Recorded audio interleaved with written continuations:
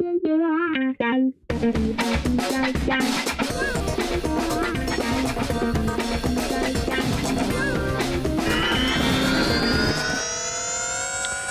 friends. Hello, everybody. And we have friends and fans and acquaintances. And today we have a dear friend, if I may say so. I know her for a while already. And this is Dr. DEVI NAMPIAPARAMPIL, or Dr. Devi for some. She's a doctor, she's a physician, she's a TV personality, and she's a professional in so many fields. And she's also Republican. She ran for the office this year. She did not win, but she was our candidate, and she will win next time until the country turns to the common sense and starts using the upper part of our bodies, the ones that are supposed to be thinking. Dr. Devi, how are you? I'm great. Thank you so much for having me, Yura. It's great to see you. You are in New York. You are a New Yorker. We have Purim, we have St. Patrick's Day, and here we are, a Russian, and the woman from where are you from? Tell us your briefly where you come from. So I'm Indian American. My family is from southern India, but I am born and raised in New York. I'm actually born in New York City, which is a rare thing nowadays, but grew up in the suburbs and then came back around 2010. Yeah. So yeah, and here's our concern, and of course, the United States is something that is on the forefront. Whatever happens in what people used to call old country, we still have to take care of what everybody expects us to take care of. So, what do you see as a situation after the elections that we had last year? What's the how they call it, the aftermath? Well, I see a lot of different things. I mean, the first thing, I guess, in a positive direction is that the city's opening up. Some things are getting to be a little bit more normal, especially here. I work in Manhattan and live here. I see more people out in the streets. The COVID panic seems to be improving.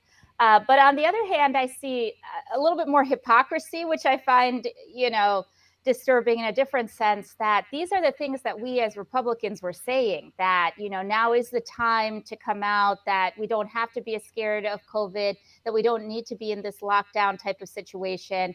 We talked about crime, that there need to be changes to these bail reform laws, that we need to have more police and more of an emphasis on public safety. And at that time, I feel like if I said it, it was as though I was looked at as I had to be careful where I said these things, because it was as though I was putting people's lives in danger by even suggesting these kinds of concepts. But now that's sort of the mainstream thinking, and there's just a very surreal sort of. I feel like I'm living in some kind of altered reality. So there's that. But then I look at the world, so not just New York City, and I feel like we're in a very troubling sort of turmoil type of situation, because I think the rest of the world is looking at this chaos that goes on, not just in the city, but in this country. And, other world leaders are making moves based on this. And that also can have rippling effects and affect us negatively. What's mind-boggling to me, there are so many ways before the United States would put the boots on the ground in Europe, as a lot of people in power are suggesting today.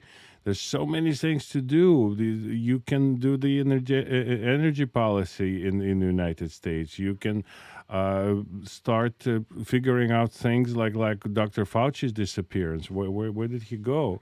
And all those things, they give people confidence, and they are very threatening and scary to our enemies, like Putin, like those people who wish us ill.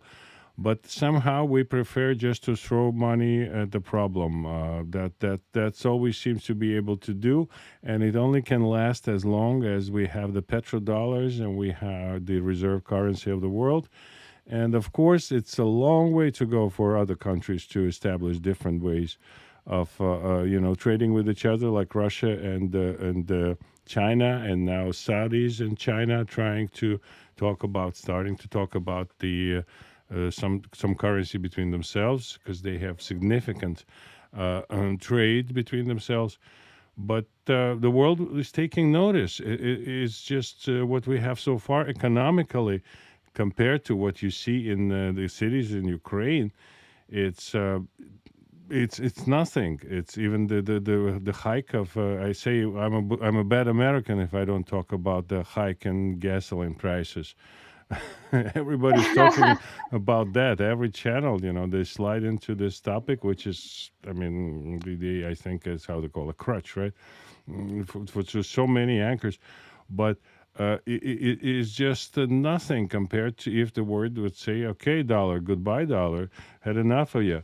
But goodbye, American Treasury, government, printing press, etc., etc.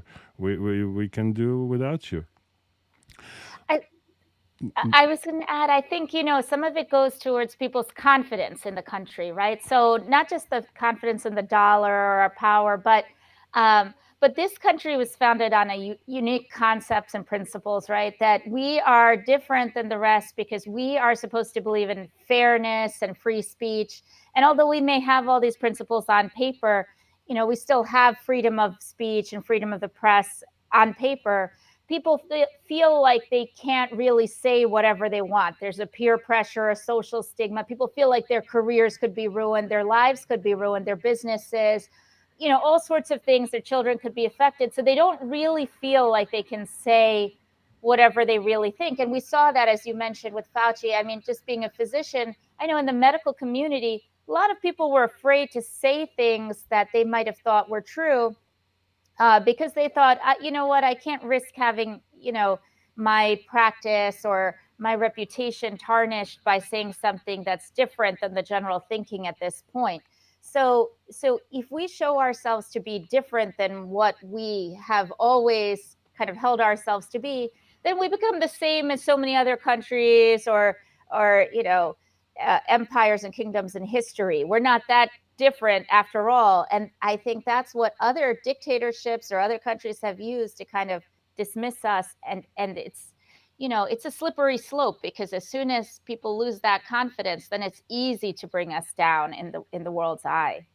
Politicians are not helping, and also there are processes that are going inside our, say, healthcare system that you mentioned on your Twitter, where small hospitals are being forced into bankruptcy and just to be purchased by the bigger hospitals, and you cannot help but notice the change in the names of a bunch of really like cornerstone, I would say, keystone hospitals in New York that are now under umbrellas of a bigger hospitals. I don't want to name them because I respect people who work there. It's the same people, it's the same level of care, but organizationally, everything is moving in the direction of a single payer system.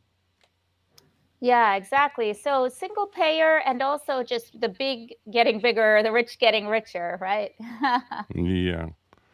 So you think that somebody's fighting this process, or it would just live itself out, so to speak, the act happen as those who started it will go, and then they will realize the failure of the ways, and everything will go back.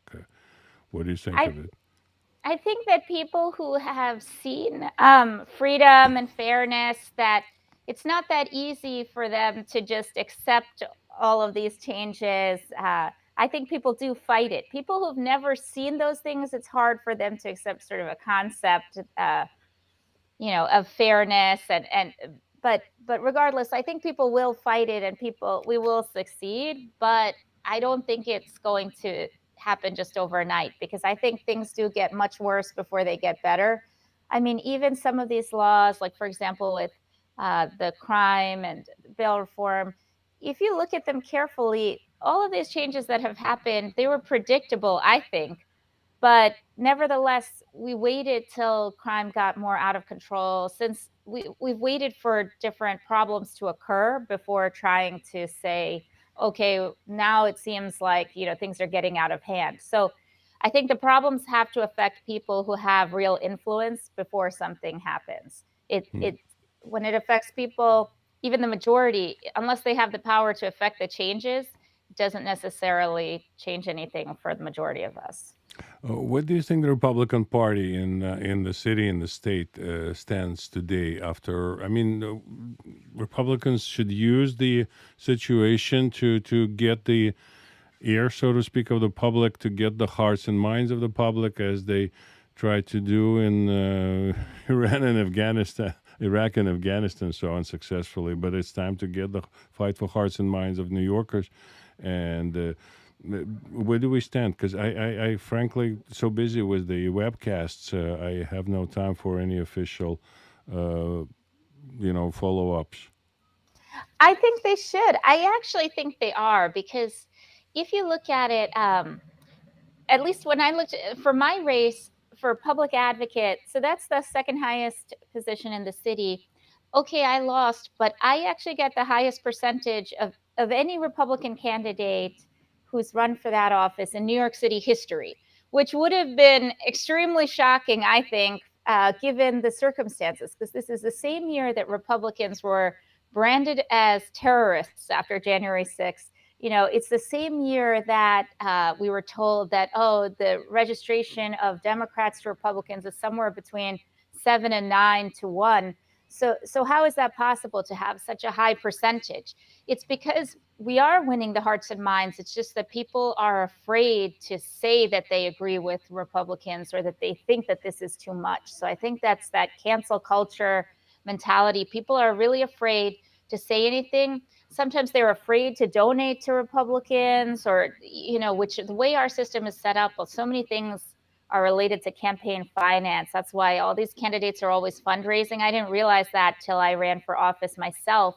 And we live in a city where there's something called matching funds. So for every dollar you raise, it gets multiplied. So then you really have to focus on fundraising, because if the incumbent, who's usually a Democrat, raises money, it gets multiplied by 8 times. Taxpayer money is given to them, $8 for every $1 they get. So, so the hearts and minds, we might have them, but because of the way the system is set up, we might need to do more. Hmm. But I Yeah. think that, yeah, but that Republicans may actually be getting the hearts and minds, but it's just not obvious because the press doesn't report things that way. And if you have selective reporting, you watch regular news, you might think, oh, Republicans don't stand a chance. Oh, everybody's with the Democrats. So all of that is to affect the Republican morale, make you think, what's the point of doing anything? I don't stand a chance. So if everybody thinks there's no point and there's no purpose, then they don't do anything. But if you knew that majority of people might be with you, that you're actually maybe in the majority, then you might do things completely differently. No, I know that people don't live by the rules that Democrats are trying to imposing on us. People just don't make decisions based on that in any profession. Otherwise, it wouldn't be the country we live in. It's country driven by common sense for a long time. But who will kind of be the last man standing, so to speak? Forgive my misogyny here, right? Would it be a common sense, or would it be something else? Because common sense shouldn't allow this to be the come to the thing even where we are today, because I see the terrible things that you are witness of in New York subway, and as a physician in New York City, and the homelessness and the murderers that came out in such form and force. So it's just incredible. This mind-boggling. The movie stuff. The Hollywood has not come up with this kind of crap that we see today in the streets of New York. What was that? Is it just that the press media wants to find more kind of hot things to write about, to scare the people who are scared, besides that, of COVID and stuff? It's just that, Paul Ryan pushing grandma off the cliff has nothing on the media today, trying to drive crazy already people who are already crazy. I think that we have to look carefully at all the things that we think are set up to help us. But I think that's a factor. I mean, not the only factor, but really the way that media, um, you know, in general, right? Like, so different different institutions, the way they're set up, how do they make money, right? How do they stay in business? So some of these larger institutions or reporters, like every single step, they may make money depending on how many times people click their article. So if a reporter is judged based on how many times people are clicking on their link, okay, well, they need to have a really shocking headline in that case, right?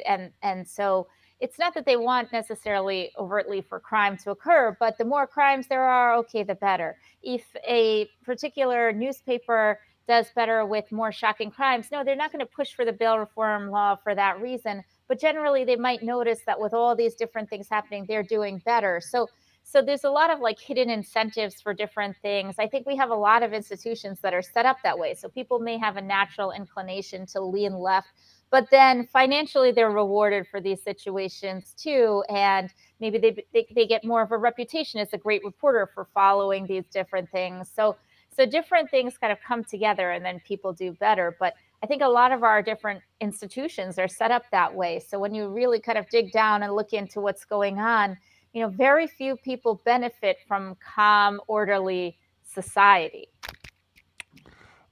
Yeah, and we all want it. And Yeah. nevertheless, we want this society, but we open the newspaper and we see the shallow lives of people who shall not be named, and we see the promotion of drugs in every shape or form. I think it's totally out of control these days, the drug situation. Because I remember a few years ago our academic the discussions about, okay, let's make marijuana legal. It's okay. It's same thing as a glass of wine. What's the difference between alcohol and the smoking pot? But nowadays you see all the designer drugs entering the scene. You see all those industries that built around it, and people who are just chewing those gummies left and right, knowing no. I mean, people cannot manage sugar intake, and you give them pot. Yeah. It's irresponsible, I think. Well, and also even the laws for driving while intoxicated now, how do you know if that's safe? We could look, this past year is the highest incident of like a traffic surge deaths, right? So you have people who have road rage from all the stress that's going on. They might be intoxicated. We don't know from all these drugs, right? How is that affecting people? They say that it's like smoking. I don't think so as a physician. I don't think smoking weed is the same as smoking cigarettes. I'm not in favor of smoking cigarettes, but I don't think you can just equate everything because socially you're trying to make some kind of statement. That doesn't mean it affects your body the same way.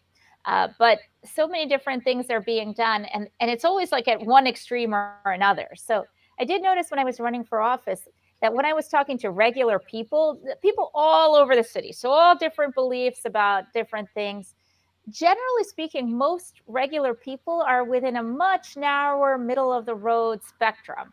It's more our politicians that kind of are at different extremes and then kind of and our press. So then it makes you feel like, oh, everybody is at an extreme. But actual people are a little bit more towards the middle and agree. I don't think most people think it's great to go around with all the noise pollution, all these smells in the street and the littering. They want their communities to look good and feel safe and have a good quality of life wherever you live.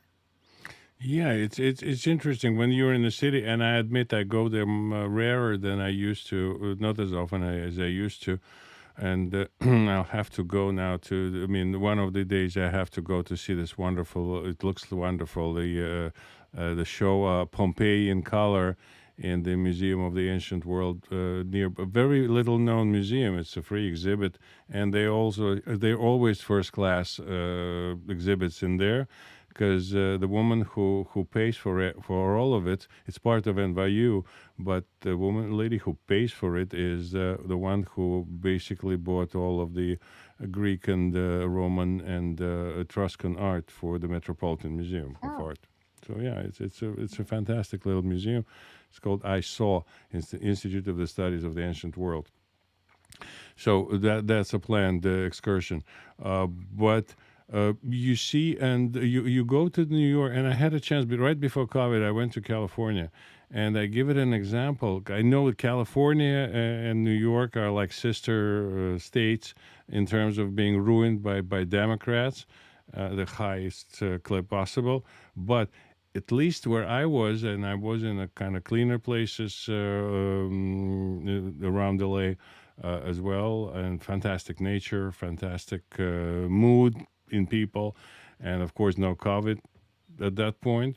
But I felt like I see the tax dollars being spent for something that people really benefit, could really benefit, and from. And I come to New York, I don't see any money, spent. Just what would be addressed to me. The trash can in the right place. The road is, and I traveled in Mexico recently, and the roads in New York are exactly like country roads in Mexico. It's just unbelievable. The Yeah, there's no transparency really in terms of where the money is spent. That's another thing. Because I think, if those things were clear, you don't need the press. Then people could actually look at this if they had an interest and figure out where is our tax money being spent. Maybe something could be improved because you have so many talented people in New York City who Oh. have so many ideas, yeah, about what could be done. You could get those ideas for free. You don't have to pay so many people. Mm. But no one can interpret where anything is being spent. $1 billion almost missing from Thrive NYC. So, Over $1 uh, billion, I think. yeah, exactly. That's the estimate because we don't even know it's missing. Yeah. Yeah. And So there are people who want to repeat this fita, I suspect. exactly. So all the mismanagement, and as you mentioned with the marijuana, I mean, people on both sides should be upset about this. There are people on the left who should be upset that there are people in prison right now over marijuana related offenses. And now there are people who are, with these marijuana businesses. How does that make any sense, right? So people on the left should be upset. People on the right should be upset too. But it's like, the hypocrisy of this going back and forth, doing one thing, then spending taxpayer money to undo it, spending taxpayer money to do it again, and over and over. It's just ridiculous. Let me ask you, are you following the office of public advocate these days? How's advocating going these days? Well, I am following it to some degree, but I find that the current public advocate is mostly focused on running for governor. So, Which he did like next day after being elected. And although during the debate he said, no, no, no, no, no, no, God forbid, no. I'm not that kind of person. yeah. So, I mean, the thing is, there are filings that have to be done. So, I don't understand in our city. I mean, uh, regular people, I feel like they rely on the press to point this out. Our press didn't really point it out, but it's not as though if somebody has a position and then they're running for a different office, that's one thing. That's like you have a job and you're applying for a new job. Okay, that's the normal cycle of life. But this is different. You're running for two very different positions at the same time. And it's not like applying for two jobs. You have to kind of make an argument for why you're focused on each one at the same time. So, I feel like that's something that the press, I pointed it out. I think that the press should point that out also, but that is a different story there too. So I don't know. I think the role of the public advocate right now, there are a lot of problems that are going on, whether they're being addressed. Perhaps it's hard to know exactly what's going on versus what's part of the campaigning cycle for governor. Uh, Physicians are people who are sort of allowed in our how do I say it, the system of values, our behavioral rules to give advice. So I would like to ask you, what would you advise to people who are still thinking of leaving New York City? Just abandon it and let it kind of run the way it's running. What do you think? Could be the plan, Dr. Davy? Yeah, I mean, it's a hard decision because, you have to think about your own quality of life, your family members, and everything. I think this year is a critical year because these are the state elections, right? 2022. So it depends how things go. At least I think that's one major decision making factor, that if the state elections, if Republicans are elected to the state, it's possible for the state to change some of these things that are going on in New York City. If the state becomes red, then a lot of these things can be undone that have seriously damaged New York City over the past several years. So that could improve things for all of us. If the state again turns, blue or more blue, which I don't foresee happening with the way things are going across the country, Can't be but you any never bluer. know. Exactly. But if that happens, then that's a different story, because we have to wonder what is going on here. But I would say that November will be a critical time to see what exactly happens in New York. Maybe the last question for today. Ukraine. It's not the last Yeah. question for those who are watching us, and Yeah. not the last question for the area where I live, South Brooklyn. But what does Manhattan? What does New York City, as the world sees it? Nobody sees the area, the place where I live, Yeah. when they hear New York City. But Manhattan, etc. People around you and people in a wider circle. If you know a lot of people, you meet a lot of people, and you're a public Yeah. person, what's the common knowledge attitude? Because it's shifting, it's changing in the society. People see the horrors, and then people will watch Tucker Carlson, especially yesterday, where a lot of Russians turned away from Tucker Carlson, by the way, recently, because he's behaving like a hysterical, uh, I don't know, old person, I would say. Well, What does Manhattan know about?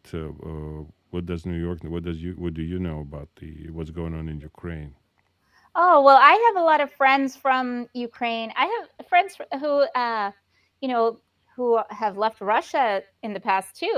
I got a lot of support from this community throughout the election, and even before that, just being a medical professional with uh, so many people kind of from that whole area, former Soviet Union, who I've interacted with. And my heart goes out to all of them, especially the people from Ukraine. Actually, we had someone who helped us out during COVID, taking care of our kids, who was from Ukraine. So I can only hope for the best for her and her family. But I mean, these are people who have been attacked.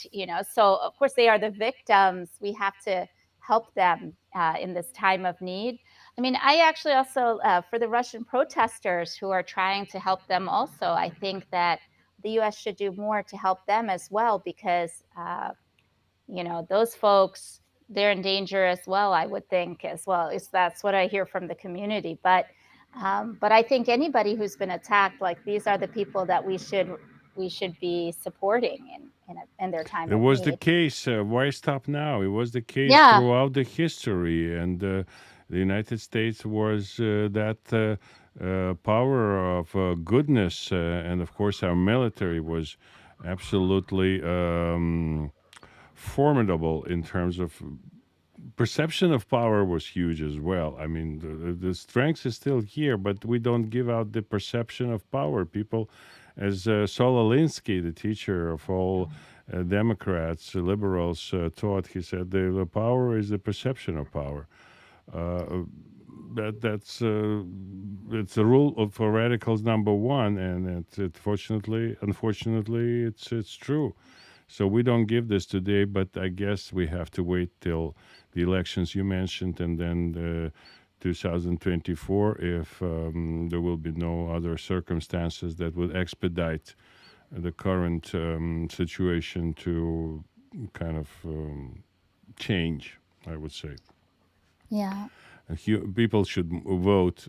People should vote because voter participation in New York is dismal, and the numbers I came across, speaking of the election of Eric Adams and other public officials, are just they cannot be representatives of such a small number of people who really go and vote. And Dr. Devi, anything to add? Oh, just on that note, I was going to say, well, voter participation, a lot of people don't vote because they think, oh, my vote won't make a difference. And I'm so disgusted with the process that I don't want to even participate in Yeah, this or people have want to anything look to do with smart. it. Yeah.